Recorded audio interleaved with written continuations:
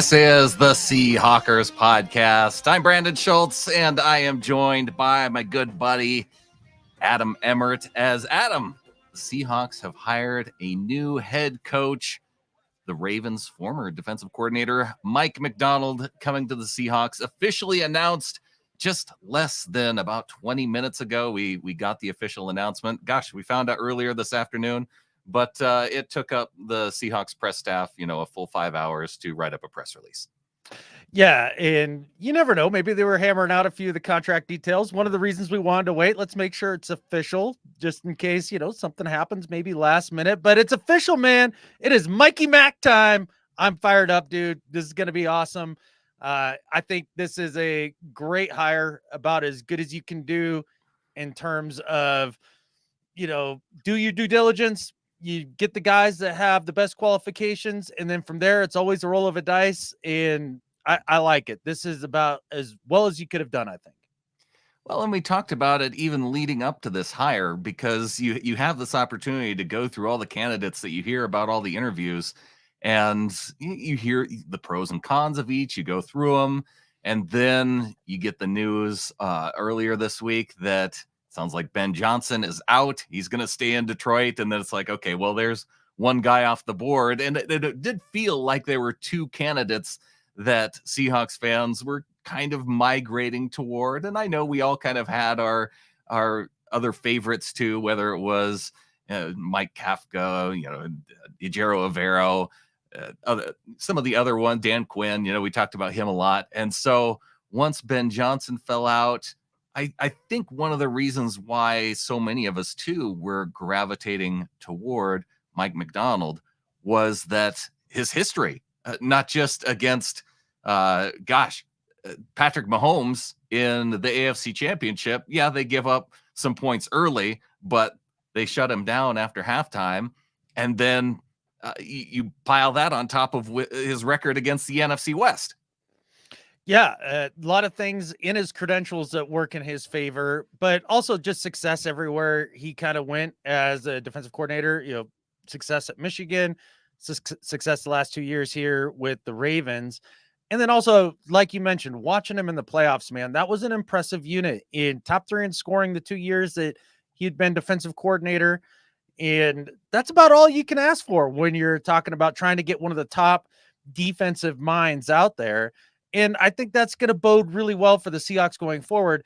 I know a lot of folks had their heart set on an offensive guy, and I get the reasons, and it was a legitimate, thought process and feeling, and I get it. And they may be feeling a little disappointed in the moment, but at least they went with a young guy that has new and inventive ideas right now. And I like the idea of actually going out and stopping the McShanahans from scoring all those points.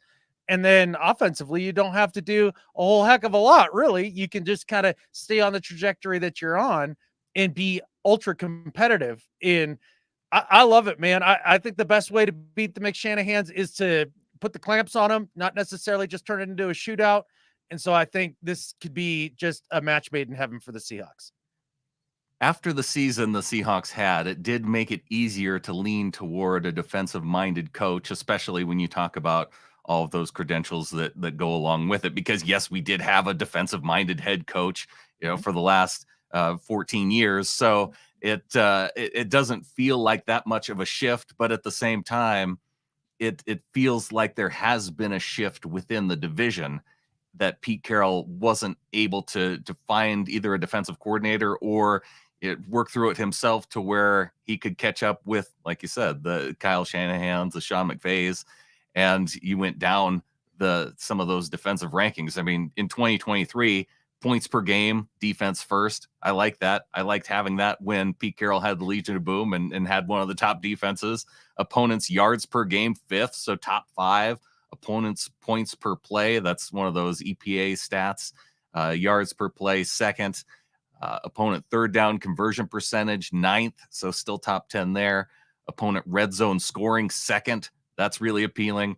And opponent touchdowns per game, 1st. So a lot of nice statistics. And from a Ravens defensive unit that you go through it and you think, okay, well, at what positions were they superiorly more talented in terms of the individual players Mhm. than the Seahawks.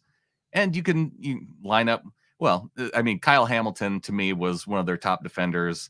He played lights out this year, and there's an obvious correlation there then to the Seahawks having a nickel defender and Devin Witherspoon, who's really talented. I think in terms of the safeties, they have young guys, but they were undrafted seventh round guys who they had playing at a really high level. In terms of talent, their corners probably the highest in terms of their draft position. Linebackers too, with Roquan Smith and Patrick Queen. And then I get to the defensive line, and it's kind of a patchwork of dudes, like, with free agents and veteran guys, and they made it work. And that reminded me so much of what the Seahawks have, that I'm thinking, okay, if you just get the right coaching with these guys, then I think change can happen. Yeah, you think of the delta between the talent on both sides or both teams there defensively. And just like you pointed out, I don't think it's massive. I don't think you're looking at a team that has, just a ton of holes, like say the Cardinals when Jonathan Gannon came in. It's much closer to the talent that the Ravens have. And you got to think that with Coach Macdonald there and whoever he brings in as a coordinator, that they can make the jump from one of the trashiest defenses in the league as they were last year to bordering top 10. Like, I would be stoked for that. I think that would make a huge difference. That's a 2-win difference right there. If they can continue the success that they've had on the offensive side of the ball. And some people would say that's limited success. I think it's been fine, slightly above average. I think that with all that, you could be right in the mix at 11 wins and knocking on the door of, a divisional playoff game and those sort of things. I think that's super exciting. The one thing, all the X's and O's check out, Brandon. All the stats check out. The film, it checks out.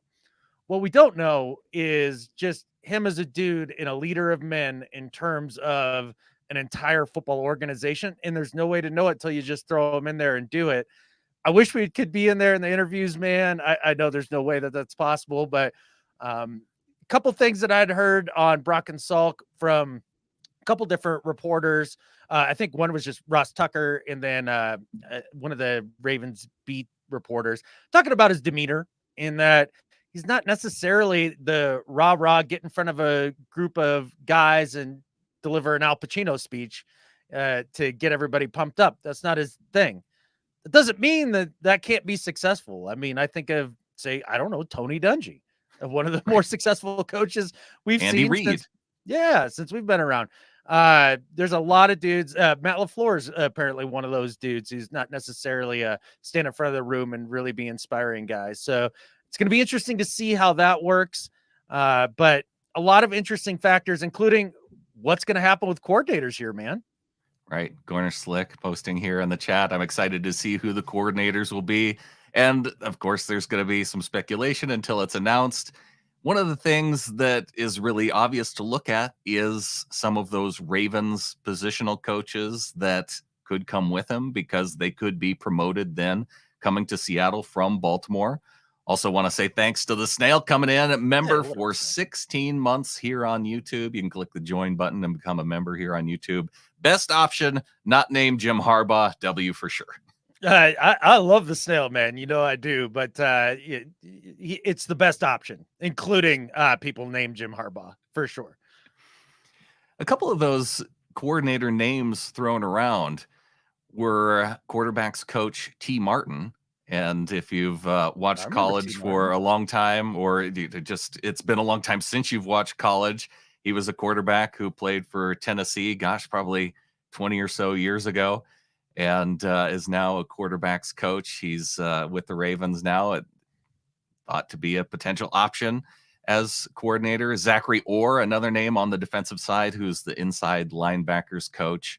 And so and that's kind of what I'm, especially on defense, if you can bring some of that, so it's not just Mike Macdonald, but also other position coaches from there that can bring some of that culture, some of that, whatever intensity that they had, that same mindset. And so he can do head coaching things, but also have that influence then that carries over from what helped make the Ravens as good as they were this year. Yeah, he's going to need all the help that he can get because, again, you're kind of setting your own tone and your own culture and all that. And we'll see how much of a departure that is from Pete as well. That's going to be an interesting dynamic. But in terms of the coordinators, I don't know that we have to look specifically just at the Raider or the Ravens assistants and that sort of thing. Yeah. Basically, not only do you look there, you can look back at Michigan. You can also look back at all the people that the Harbaughs know. And all those people are going to be in play as well. I guarantee you, John's on the phone being like, "Hey, man, I know you haven't worked with Mikey here, but he's the best, and he'd love to have you come in and coach up, whatever position group, whatever it is." The only problem with that is that Jim's going to be doing the same thing at the same time as he builds out his staff. So you got a little competition there, which I find interesting. That's also another dynamic that plays into that too.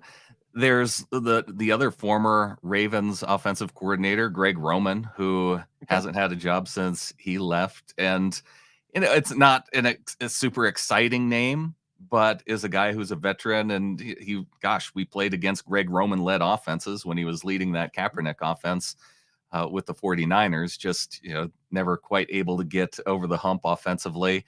And the cool thing about him is that he also worked with Ejiro Evero in San Fran. So there's some ties there to where you think, man, here's a guy who interviewed as a possible head coach. Could he be out in Carolina and then maybe defensive coordinator too? So you kind of get maybe one of the potential head coaches that you're also looking at. For sure. I mean, it's possible. I do like the idea of pairing up Macdonald here with a more experienced guy to lead the offense specifically. Greg Roman, you're right. It's maybe not the most exciting name, but he knows how to run the rock. He knows how to do that. And I do appreciate and like that. I didn't realize that Andy Dickerson had a couple OC interviews. Good for him. I wouldn't mind. It would be worth exploring. And he seemed to do a pretty good job with the offense, considering the number of injuries that the team had, and able to keep that group going. But we also have Christopher Stubstad coming in with a 199 super chat. Young Macdonald is a Seahawk, EIEIO. Yeah, man. Going from the oldest coach to the youngest coach in the league at 36. That is 8 years younger than us, Brandon. That guy, when we were seniors in high school, was in 4th grade, dude. Like, just let that wash over you for a second. We got old.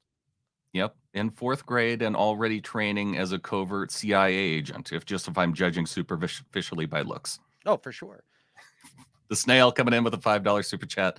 Frank Reich for OC. Good OC, has head coaching experience. If McDonald has questions, isn't going to get patches right away.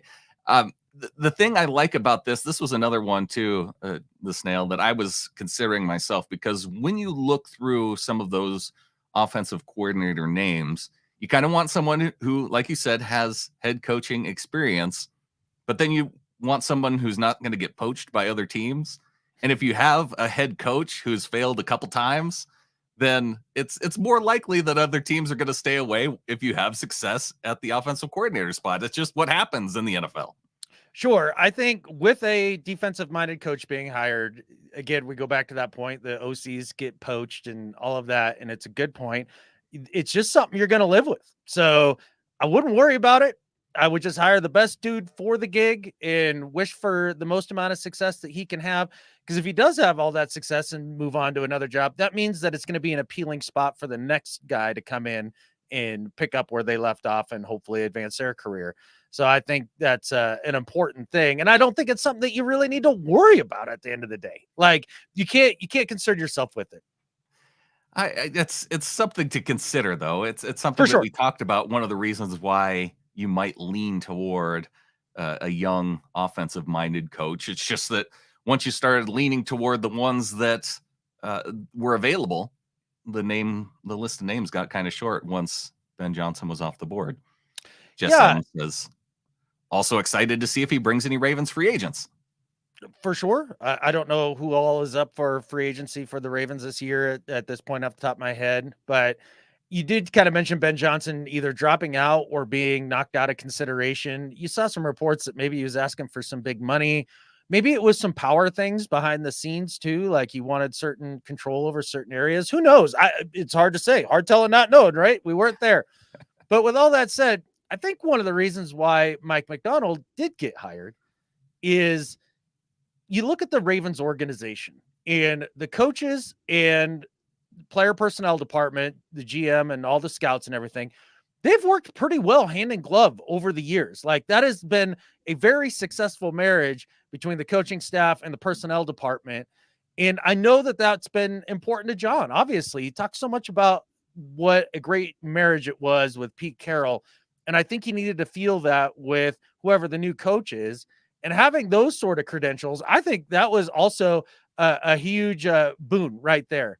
Eric Bieniemy, no, No, absolutely no. He doesn't run the football right there. And two, he sounds like he's a bona fide a-hole to most people. And yeah, maybe we need a little of that. I don't know. Would not be my first choice or even my 10th. you know, a name I was thinking about today, one that hasn't been in coaching for a while, and I think it was because I saw T. Martin's name that kind of brought it back to my memory. Byron Leftwich has been out of football this year, and he was a guy who was in line for potential head coaching job in Arizona, and he kind of talked his way out of that. So going back to Ben Johnson and having that opportunity potentially with two different teams and ending up with neither of them, it's one of those situations that I feel like Eric Bieniemy kind of found himself in because one, the Chiefs were having so much success that a lot of times it would get to that time of year, and with the Chiefs either in the championship game or the Super Bowl, not a lot of opportunity to interview.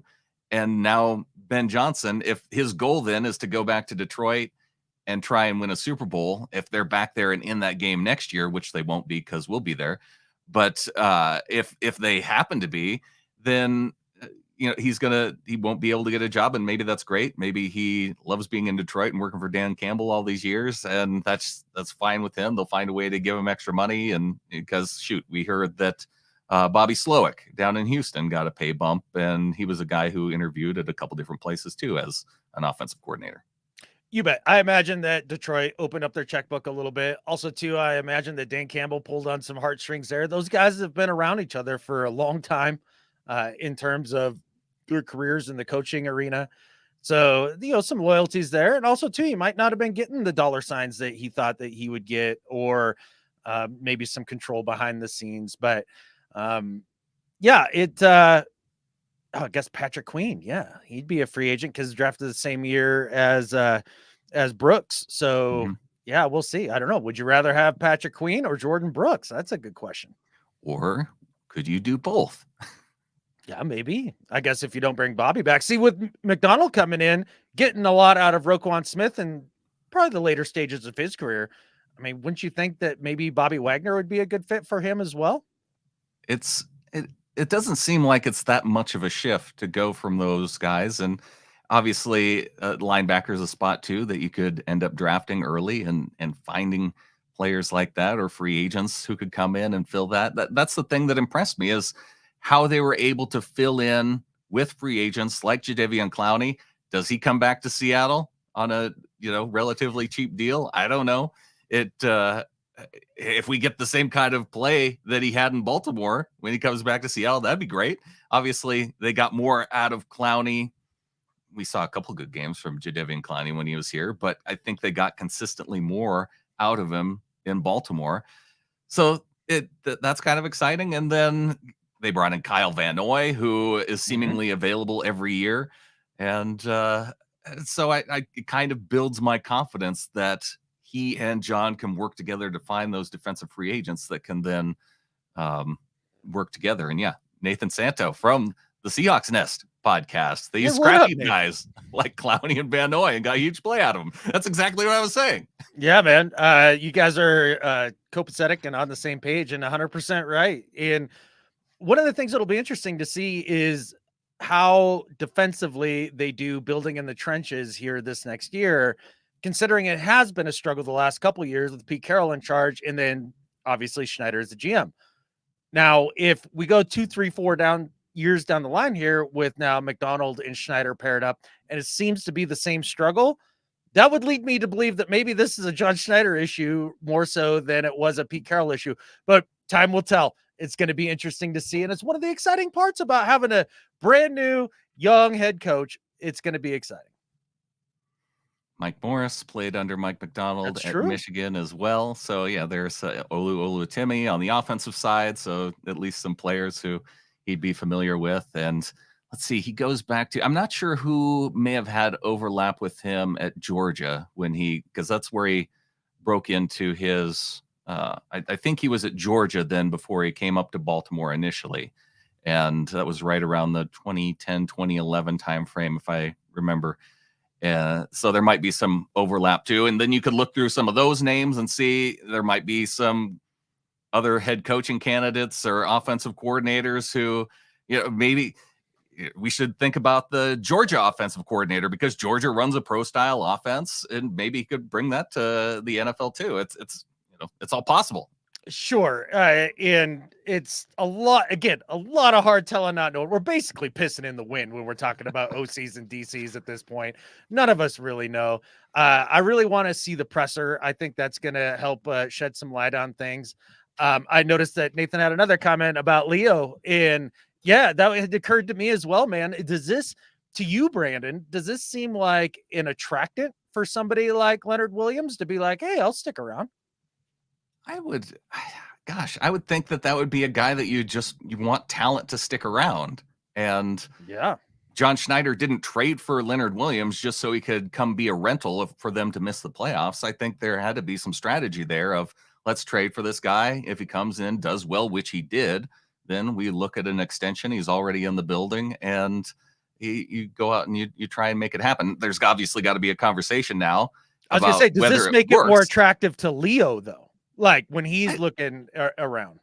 I don't know how it would make it less attractive. So I don't know. I mean, other than maybe he enjoyed his time with Pete and he's like, Pete's gone. That's a bummer. And wants to, explore other things. Again, a lot of hard telling, not knowing. It is. Yeah. I do hope that they bring him back because they need talent on the defensive line. I would speculate that they continue to run that 3-4 style that the Ravens ran then because they kind of shifted toward that way with their personnel. Mm-hmm. So maybe they keep that. Maybe they do. I would imagine it's going to be something similar to what you saw there. Now, another part, one of the few details that we've gotten from the hiring here so far, Brandon, 6-year contract. How did that strike you? I guess it didn't bother me initially because I've seen so many other coaching hires that were 5-year contracts. He's a young guy. Maybe there was competition then. Obviously, Washington still needs a head coach. It sounded like they were interested in him too. And part of that deal could be, okay, normally head coaches get 5, but we're going to give you 6. Whether there's we heard that Pete Carroll had an option year on his contract and they didn't use that, obviously. So how many of those 6 years are option years in case it doesn't work out? Because you're going to know after a couple of years whether he's your guy or not. Yeah, that was a part to me that was a little weird. Like, because you do see these contracts for coaches, 5, you pointed out, seems to be roughly the standard. Then you see up to 10 years with Gruden and like these huge long contracts. And I understand it spreads out the financial commitment over a longer period of time for the owners. And maybe that's the number one part of it. But also too, like, after about 2-3 years, like, why are you even making the contracts longer than that? Like, let's go to 2-3 years. We'll see how it looks. And I would have said 4. A 4-year contract, because after 3, and then you could renegotiate and re-sign before you get into your lame duck year and all that good stuff.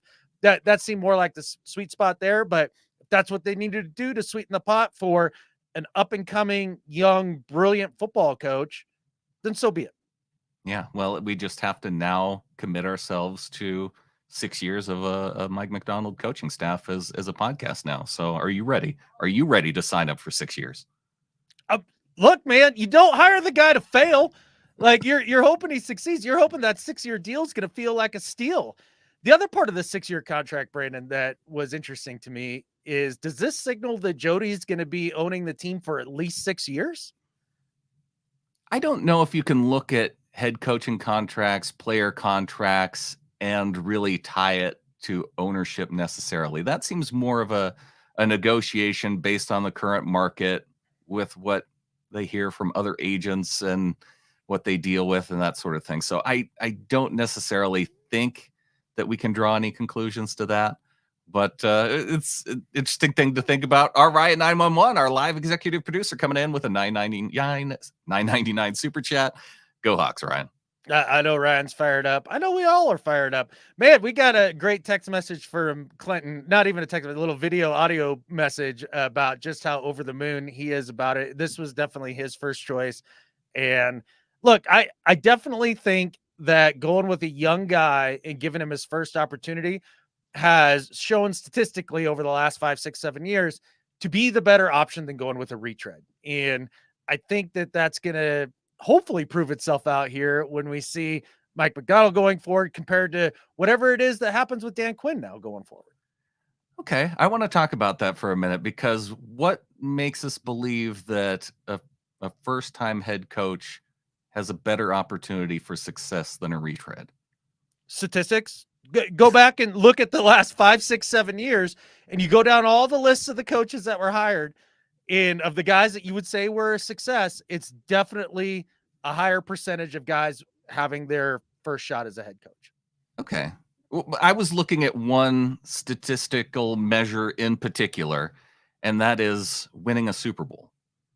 And when I Oh, look at okay. who won the Super Bowl over just the last 12 years, there was one first-time head coach that defeated a quote-unquote retread head coach in the Super Bowl. All the only other times a first-time head coach won the Super Bowl was against another first-time head coach. Everybody else who won it were coaches who were on their second or third job.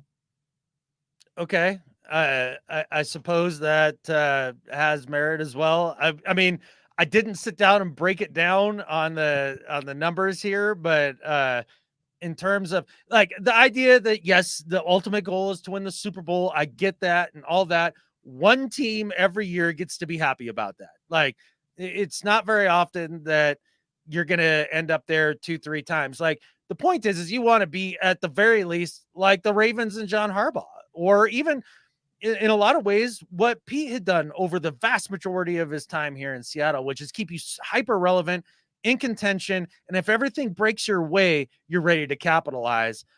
And I think that the statistics show that in the last 5, 6 years of those hires, who that does not include Andy Reid, Bill Belichick, and Pete Carroll. And I understand, Nathan, those are the greatest of all times, and you're 100% right.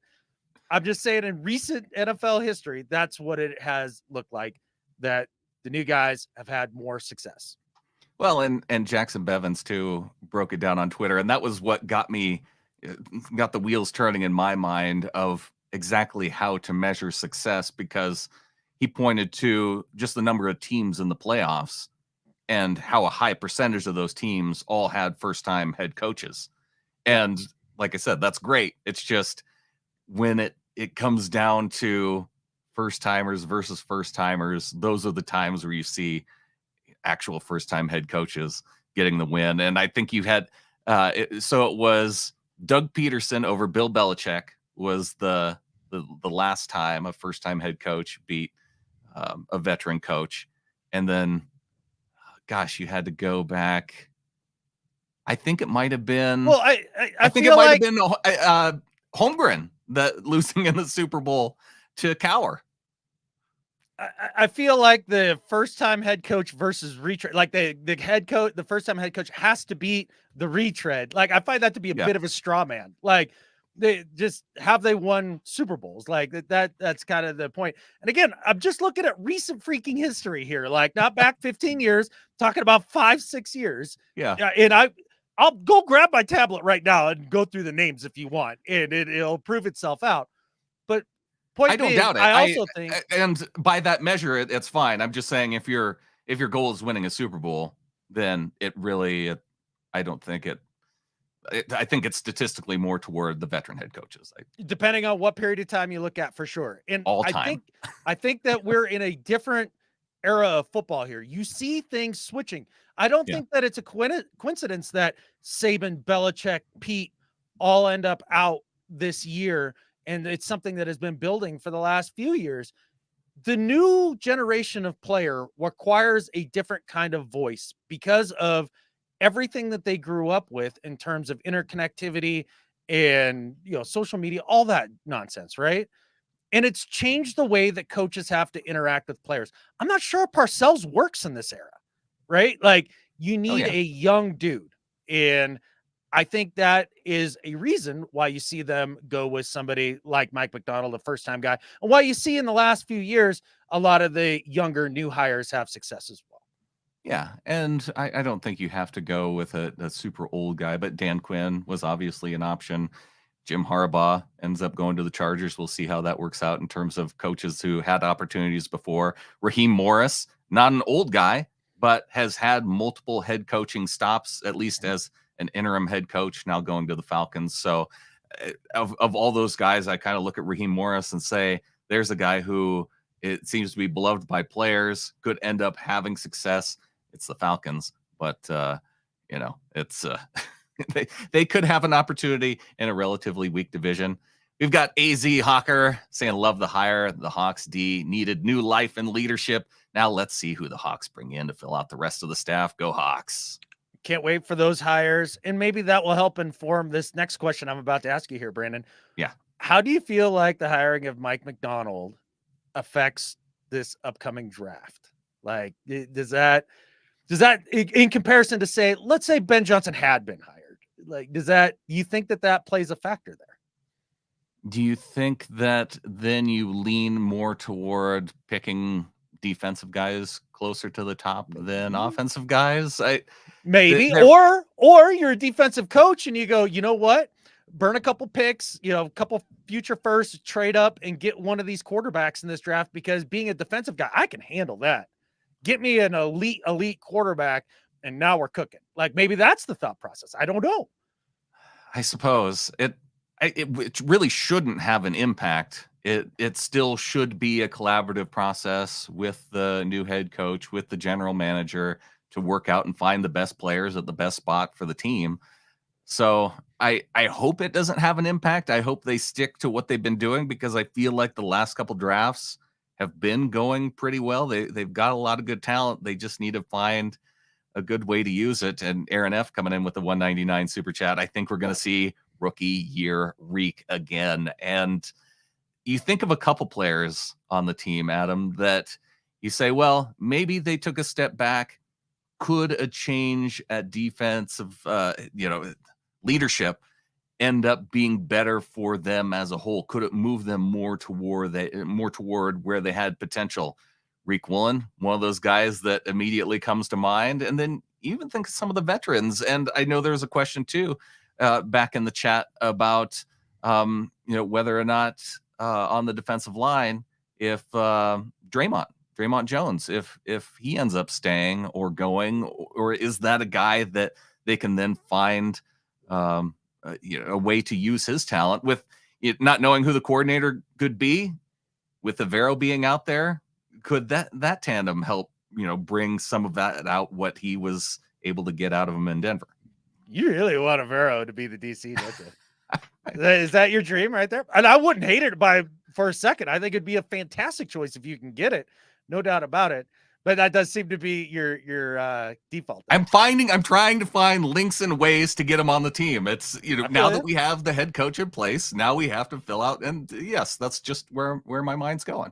Yeah. But to the idea of getting some of the younger players to play up to par, say like Reek having a bounce back year and all of that stuff, I think the key to that is going to be discipline. And I would hope that somebody like Mike Macdonald, who comes from the Harbaughs, has a degree of that discipline that he can implement. Because if you listen to KJ talk about, and G Scott talk about the defense specifically throughout the season, and their complaints of the immaturity and other things creeping in that maybe took their focus off of football, we need to address that.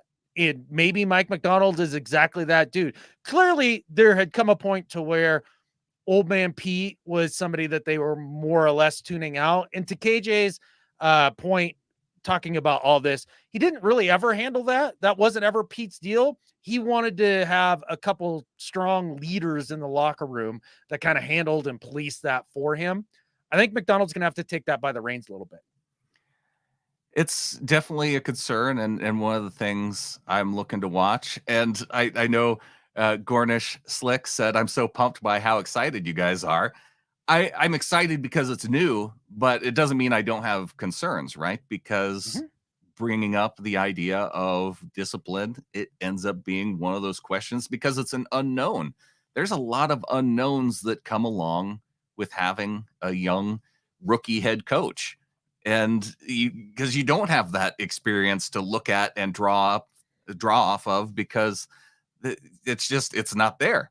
And yeah, you can go through press conferences and see how they deal with the media, but you don't know dynamics inside the locker room. We do have from the Seahawks press release that John Boyle put out a lot of quotes from uh, whether it was Patrick Queen talking about saying how he's the best head coaching candidate out there. But you also have to expect that former players and Yeah, well, guys that played with him, like Kyle Van Noy, who also gave glowing reviews, you tend to, I don't know, you tend to be happy for a guy and talk him up when he has those opportunities. for sure. You have your dudes back, and I'm sure McDonald and pretty much every coach has their players back when they have an opportunity to back them as well. And yeah, we talked a little about that, Nathan. Like maybe he can pluck some guys out of the John and Jim tree, but like you said, Jim's filling out his staff as well, so that will be interesting. I saw this other comment here from Charlie, and I think this is super important. Look, I wanted Pete another year, and obviously with some of these new reports, maybe Pete didn't initially want to come back and then maybe change his mind, or who knows how true all that is. But I wanted Pete back for one more year, and there is a standard that had been set under Pete Carroll. And I think that there's a decent likelihood that we slip a little below that this first year as we change regimes here. There's also a good chance that it improves even and goes maybe 10, 11, 12 games. That could absolutely happen. But let's say it does go 6, 7 wins next year, but the defense is half competent and it looks like with some tweaks on offense or maybe another OC again or whatever it is that you're going to be able to build. We need to give this dude 3 years.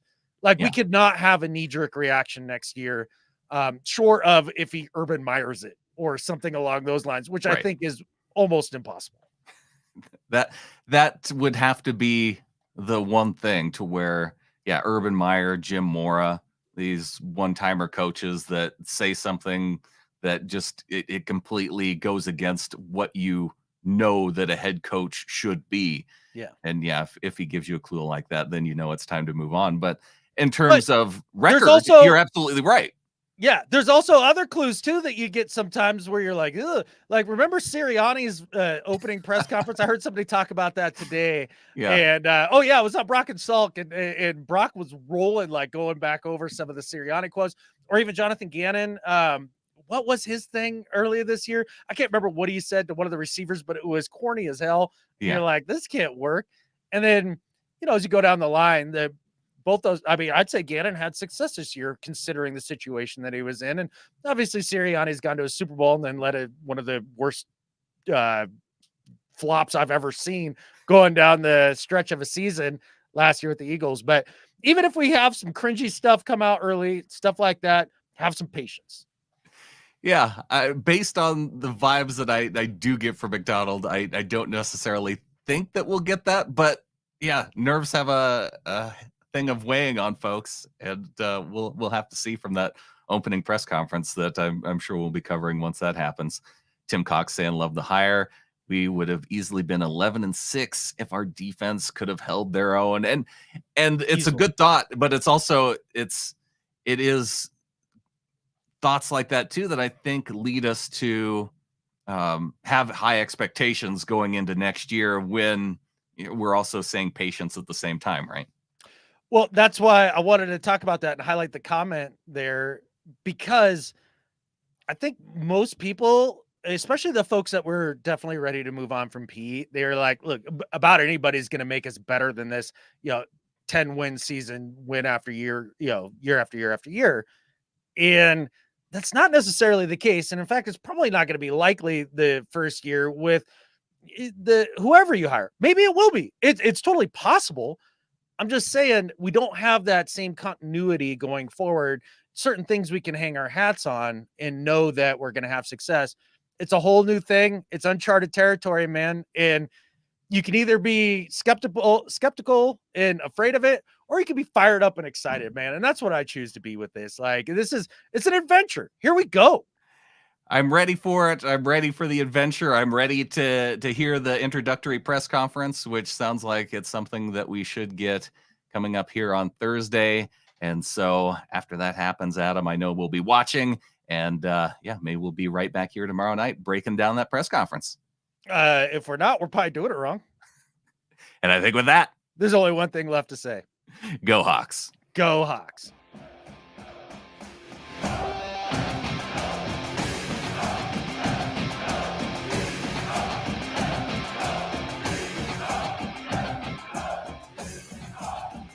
Appreciate you, Nathan.